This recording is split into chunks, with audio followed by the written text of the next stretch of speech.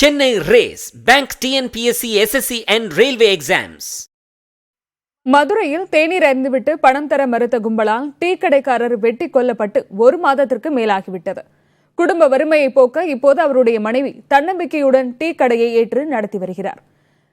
வீழ்வது எழுவதற்காகவே என்று கூறும் இந்த பெண்ணை பற்றி நாம் பார்க்கலாம்.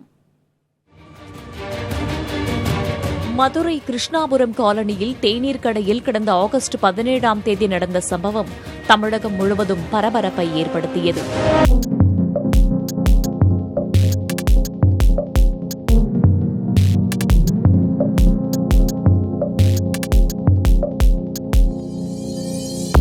அதிகாலை 5 மணி அளவில் கடையை திறந்தபோது அங்கு காத்திருந்த கும்பல் டீக்கடை உரிமையாளர் மாரிமுத்துவை சரமாரியாக வெட்டிக் கொன்றது.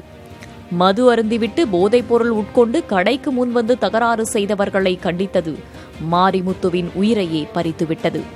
இந்த துயரத்தால் மாரிமுத்துவின் குடும்பமே நிலை குலைந்தது. 18 வயது மகன், 15 வயது மகளுடன் கணவரை இழந்து நின்ற அவரது மனைவி அமுதா குடும்பத்தின் வறுமையை போக்க இப்போது டீக்கடையை ஏற்று நடத்த தொடங்கியுள்ளார். பசங்க 10 நாளாக வந்துக்கிட்டு தான் இருந்தாங்க. யார் என்னன்னு தெரியாது, வந்துக்கிட்டு தான் இருந்தாங்க.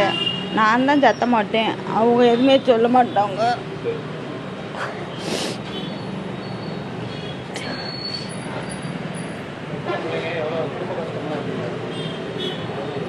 ரெண்டு பசங்க, ஒரு பொண்ணு ஒரு பையன். வீடு வாடகை தான், கடையும் வாடகை. மாதம் 10,000 வாடகையே. அப்புறம் நான் என் பிள்ளைகளை பார்க்கணும். எப்படி நான் ஒத்தையால நடத்துறேன், என்னால் முடியவும் இல்லை. கணவரை இழந்த சோகம் மறையும் முன்னர் வறுமையின் காரணமாக மன தைரியத்துடன் களமிறங்கியுள்ள அமுதாவுக்கு காவல்துறையினர் நேரில் வந்து ஆறுதலையும் மன தைரியத்தையும் அளித்துள்ளனர். மேலும் தேநீர் அருந்த வரும் மக்கள் தரும் மன தைரியமும் ஊக்கமளிக்கிறது என்கிறார் அமுதா. புதிய தலைமுறைக்காக மதுரையில் இருந்து ஒளிப்பதிவாளர் குணாவுடன் செய்தியாளர் கணேஷ்குமார். இந்த வருஷத்துக்குள்ள அரசு மற்றும் வங்கி வேலைக்கு போறதுக்கு Chennai race bank TNPSC SSC and Railway Exams.